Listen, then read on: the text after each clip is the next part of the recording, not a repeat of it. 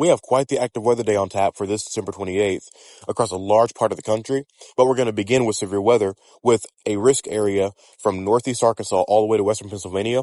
And this risk area carries the potential for strong to damaging wind gusts with a couple of tornadoes as well. Risk area across eastern Illinois and western and central Indiana carries better potential to see damaging winds and upwards of a few tornadoes as well. In fact, this morning, we've already had some severe weather activity across Illinois near Canton with damaging winds and large hail as the hazards with that storm.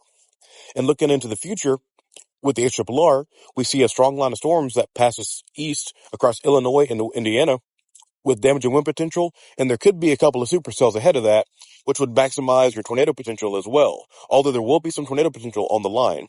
And looking at the rest of this overall setup, we have a very dynamic system in place with snowfall and winter weather conditions, even blizzard conditions, expected into the upper Midwest and the upper Great Lakes, into the parts of the lower Great Lakes, with severe weather across the Ohio Valley and a line of storms all the way down into Texas with this. This is a very dynamic, widespread system.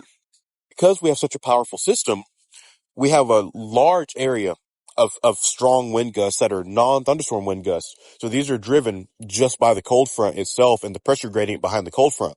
So we are looking at widespread wind gusts of upwards of 30 to 40, even upwards of 50 or greater miles per hour across the central plains, all the way to the Ohio Valley, upper Midwest, down into the southern plains, towards the coastal areas of Texas and even Louisiana and Mississippi. So we have a lot of impact with this wind as well. And that also carries the risk of dangerous wind chills.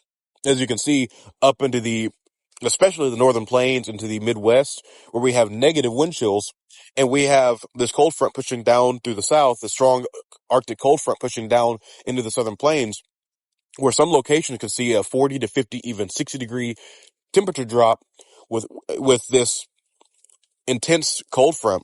And that would be a big shock to the system. So you're going to want to prepare for that in these areas.